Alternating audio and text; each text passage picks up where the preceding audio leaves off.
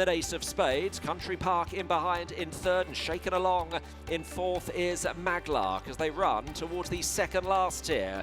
Whimsy on the left, on the right is Ace of Spades. Country Park just in behind. This is the second last. Whimsy and Ace of Spades, they land together. Still goes comfortably the mare, but Ace of Spades is holding his position on the inside. Country Park is following. Maglark is a bit up against it in fourth place. Turning for home, Whimsy. She's never won over hurdle. She goes strongly on the outer of Ace of Spades. Country Park is getting right into it as well as they run to the eighth and final flight here. Country Park challenging Whimsy. Ace of Spades the inside, three in with a chance as they start off up the hill. Whimsy in the centre, the far side Ace of Spades, the near side Country Park could still go one of three ways. Half a furlong to go, and now Ace of Spades is forging back to the lead from Country Park. Whimsy not finding.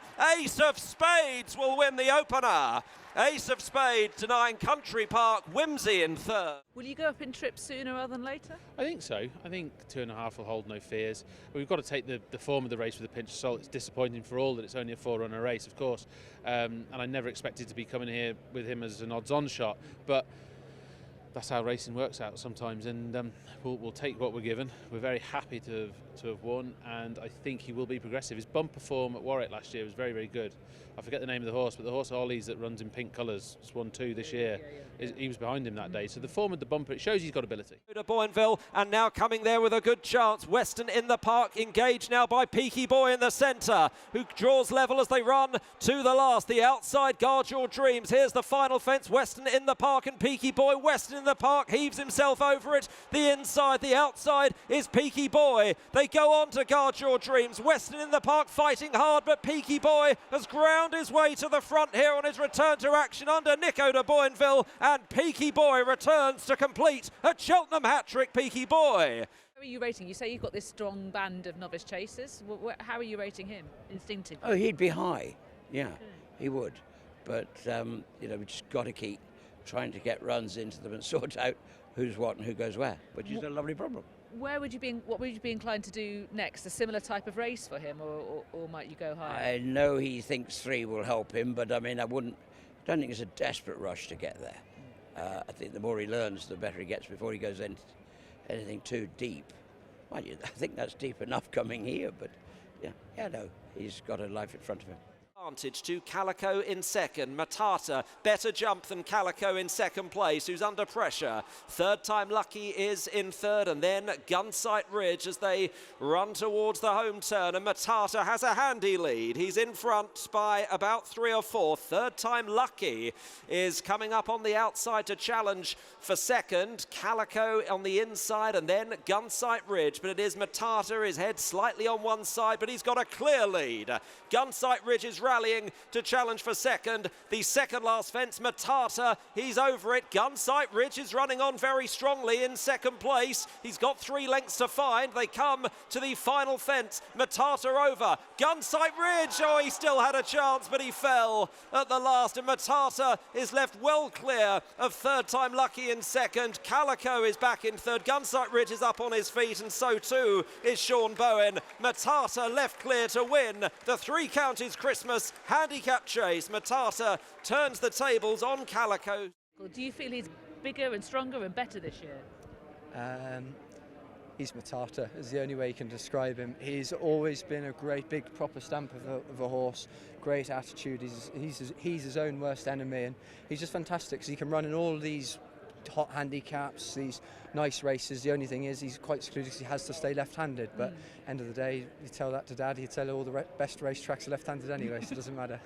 That's lucky. Dice Artinos, Napatandi, Florida Dreams is still there under Danny McMenamin. In Black Poppy the inside as they run to the second last. Burke's just had to switch now on Dice Artinos. Burdett Road to Dice Artinos. Florida Dreams, Go Dante and Tin Tin Tin. Black Poppy the inside over the second last. Burdett Road led narrowly Faller there back in the field, Napatandi. So Burdett Road is leading to Dice Artinos, the big two here. Tin Tin Tin, Florida Dreams, Be Aware is running on into fifth, and Fiercely Proud from the back doing some solid late work as Burdett Road is asked to try and stretch away from Dice Artinos. There's a length between them as they run to the last. Burdett Road to Dice Artinos. Now up the hill, Be Aware and Tin Tin Tin, the two greys running on. Burdett Road with the advantage here. Dice Artinos hasn't found enough. Be Aware is the one that is sprinting home. It's Burdett Road. Be Aware is going to be the final challenger. Burdett Road in front to Be Aware in second. Burdett Road has won the Greatwood Hurdle, making all.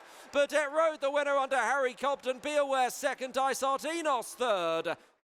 Yeah, they've got a choice to make, haven't they? Whether they carry on in handicaps or whether they go big. Yeah, knowing the owners, I'd say they want to go big straight away, but I'm not quite sure he's ready for that mentally.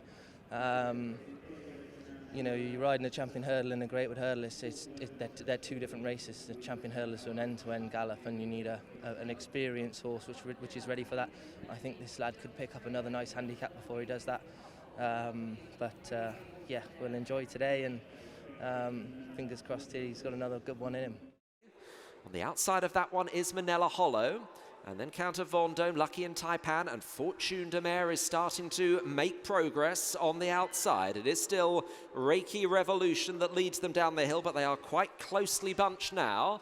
Block Rockin' Beats is pushed along, still waiting Manila Hollow, Fortune De Mer, Count of Vendôme still travelling perfectly well, and the one that is off the bit is Lucky in Taipan, as well as Block Rockin' Beats. That's been the case for a little while. It's Reiki Revolution leading on the run towards the home turn. Manila Hollow is in second place, challenging Block Rockin' Beats. Count of Vendôme is still held together. Likewise, Fortune De Mer, Reiki Revolution. Block Rockin' Beats is nothing if not game on the inside. Fortune De Mer off the bridle now, Manila Hollow, then Count of Vendôme as they start to make their run up the hill, and Block Rockin' Beats responding. Here's Fortune De Mer coming into second position. Block Rockin' Beats the leader, but here's Fortune De Mer back with another challenge to Block Rockin' Beats, and this time Harry Skelton has not blinked and has sauntered to a narrow lead to Block Rockin' Beats, doing his best, but cheeky enough here. Fortune De Mer gets revenge.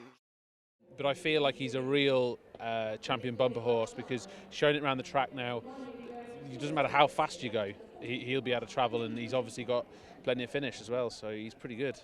And do you think he'll always need this level of finessing, or is it just while he's learning his trade at the moment? Well, I hope as time goes by he becomes a little less complicated, but if he's going to be, at least he's got the ability, and we'll have to work with him.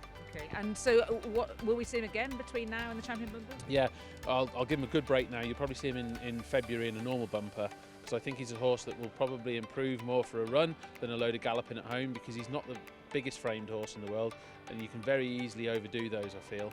So we'll give him a run somewhere appropriate in February and then come here.